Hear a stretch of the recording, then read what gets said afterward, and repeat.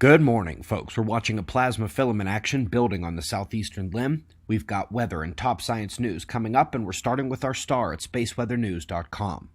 We find the last day on the sun without sunspots or flares, but these patchy coronal holes continue populating central longitudes. Thus far, they have not produced much in the solar wind, just a little, but that was enough. Most of this chart shows the descent of the solar wind intensity, but on the right, we jump back up slightly overnight.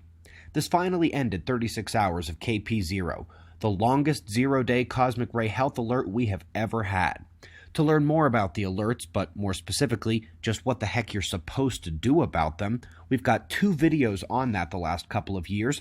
Both are linked below, and both are recommended for any of you who have cells or blood or neurons. Gonna get one of you with that one.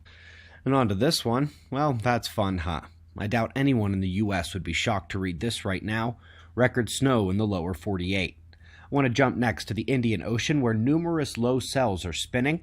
Over to the right you can see the typhoon that just left the Philippines, but as we run the forecast forward we find there isn't a ton of movement to the cells. The exception is the one by Somalia, which will catch the train westward and stay stuck over the northern coastlines of the nation for at least a day. Eyes open there. Good to see the solar physicists really gearing up for the next sunspot cycle, improving flare identification and warning systems. They are keen on using the continually better understood magnetic field and plasma interactions in the corona to delineate different regions and events on our star. Big ups to them. Up next, this is not what TESS was meant to find, but when it caught the transient light of Wirtanen's outburst, it stuck with it until the light faded. It is indeed the first end-to-end comet outburst seen with this level of camera, all while the camera was actually looking deep into space for exoplanets. Comet outburst photobomb. Interesting article comparing Titan to Earth, specifically in terms of its energy budget from the sun. They say this may help to understand Earth's seasonal changes to the energy budget from the sun, but also, when they begin to talk about how the distance from the sun is so critical, it is indirectly implying that the orbital eccentricity called out by Milankovitch would indeed be one way to freeze a temperate planet like Earth. Let's get back to exoplanets momentarily. They are discovering that the host star has less and less to do with the planetary compositions than they believed.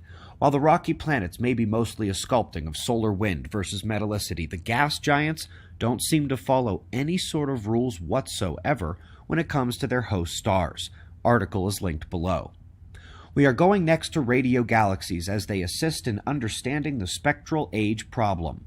This is one of the fundamental problems in modern astronomy that we have not touched on this channel. It's a good FYI for those who want to learn more, or for the aesthetically inclined, take a closer look at what cosmic jets look like in high radio detail.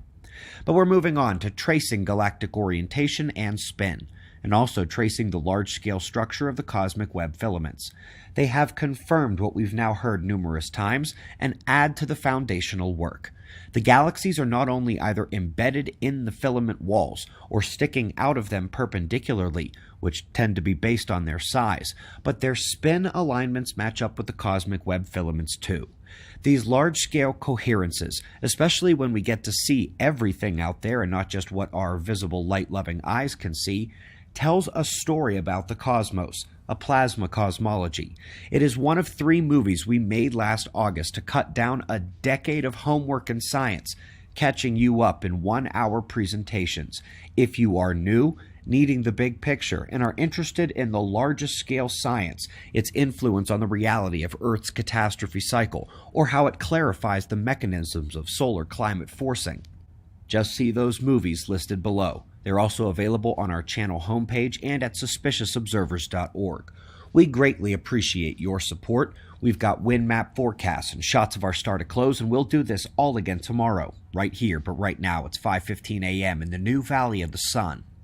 Eyes open, no fear. Be safe, everyone.